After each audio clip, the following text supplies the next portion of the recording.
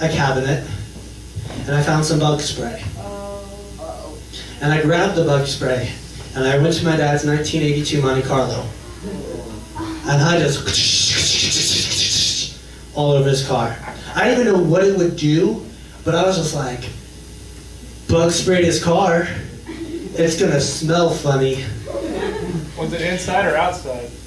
Outside, dude, I stripped his paint. That's not found in the Bible. There's nowhere in the Bible throughout Old Testament Leviticus or Jesus just breaking stuff down. He doesn't say, don't take bug spray and spray your dad's 1982 Monte Carlo because that would be sinful. Now what we have to understand is that this book would be 100% impossible to understand or comprehend or live by if it was a bunch of rules. Because that's what it started off as. If you go through Leviticus, there's rules, and there's a lot of them. And then it goes to like 10 commandments, and that was like too much. And then they just keep breaking them down and breaking them down. Eventually you find out that Jesus just said, love God, love people. And that's it. And when you live by that, you avoid sin. But what sin really is in the Greek, and if you go to the next slide, this could be something that you might want to take notes on. But the Greek word in the New Testament that is translated in English as sin is hamartia, which literally means missing the target. And so we have to ask ourselves, like, what is this target? Is it a target of avoiding doing bad things? And when we don't avoid doing bad things, we have now missed and we have sinned? Or is the target something that God's placed before us? A call to ministry, a call to reach out to a friend. Is it a way to live our life? Is it Jesus saying, love God and love people? And when we don't do that, are we missing the mark? And there are so many ways that we can miss the mark. There are so many ways that we can get caught up in sin. There are so many ways that our lifestyle and the way that we treat people, the way that we think about people, the way that we respond to people is 100% missing the mark. There are consequences to these sins. There are consequences to the way that we live our lives. And these are just some basic things I found in an old message I preached on sin, and it was just something that we need to share, because we can talk about sin, we can talk about missing the mark and how we disappoint God, and that begins this separation between us and God. And that's so true, is that you are literally causing a divide between you and the person who loves you more than anything else. But sin also has repercussions in this world. One of the things that sin will do is it will sicken you.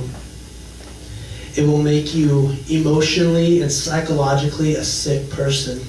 If you continue to live a lifestyle of sin, like if you're to live a lifestyle of homosexuality, and you know it's wrong, but you gradually keep acting on it, and you gradually keep participating in that act, you're going to start telling yourself it's okay. You're going to begin rationalizing why it's okay. And mentally, you're becoming irrational with your relationship with God.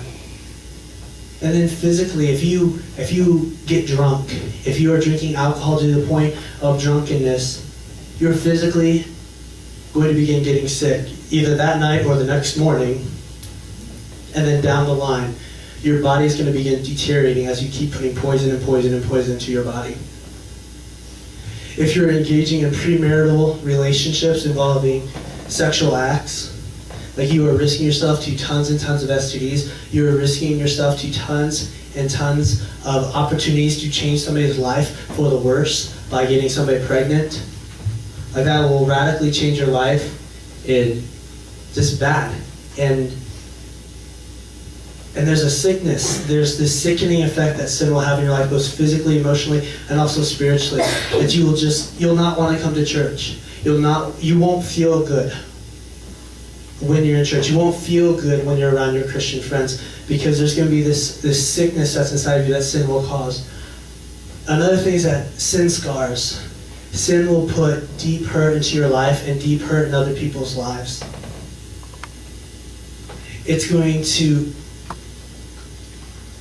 I don't know how to explain it, and I don't want to use a bunch of Pastor Mark stories, but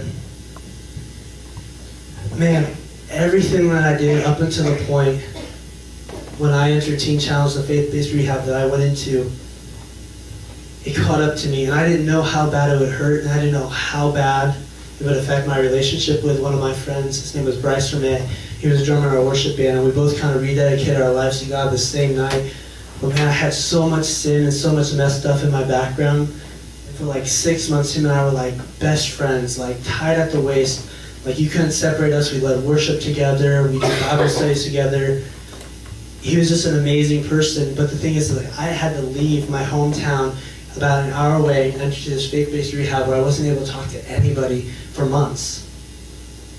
And when I had to say goodbye to him, it hurt so bad. And when I left, the enemy was able to use that hurt.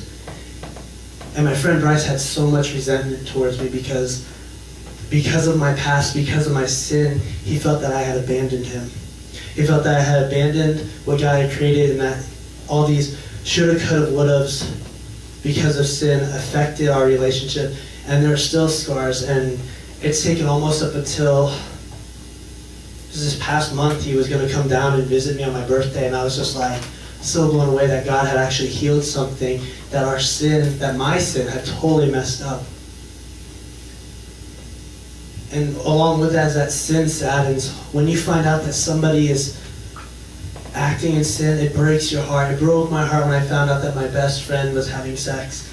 Like, it just did something to me because I knew that she wasn't supposed to do that. She knew that she wasn't supposed to do that. And yet it happened, and I could just tell that, man, it was breaking her heart, it was breaking my heart, it was breaking God's heart. That she was acting in sin and participating in sinful acts and had actually kind of accepted it as her part of her relationship and part of her lifestyle. And then last, like, sin will begin to separate you from people. Not just God, but that's the main relationship that this is all about. But sin will separate you from God and not put you outside of His grace, but you're not going to feel comfortable talking to Him. Your prayer life isn't going to be the same. Your worship life isn't going to be the same. When you go to read your Bible, it just won't be the same because there's this separation between you and God because of sin. And then sin will also begin to separate you from your friends. It'll begin to make relationships with people not what God intended. It'll make relationships with people just not whole, not Christ-like, not what God would intend for them to be like.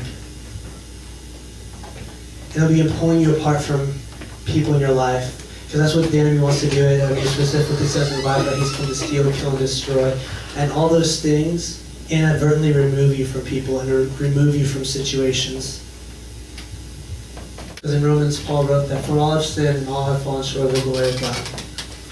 And that's something that's in your meta, guys, for you guys to write down. So it's something that's just there for you to know.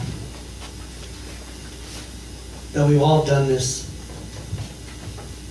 Some part in our life, we have made a decision to separate ourselves from God, to sadden God, to put scars in our relationships with other people.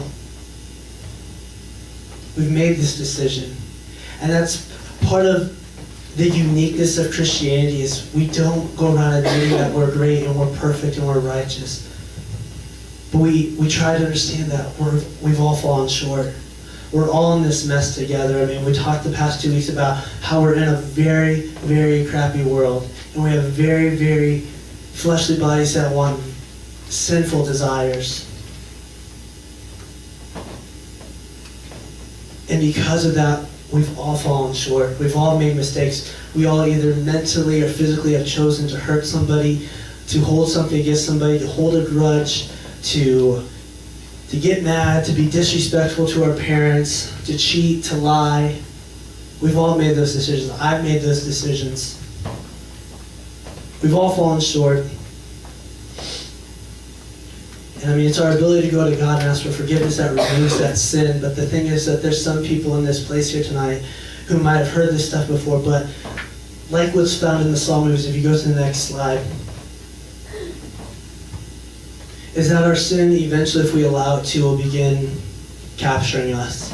It will begin putting us in places that we know we can't get out of, that we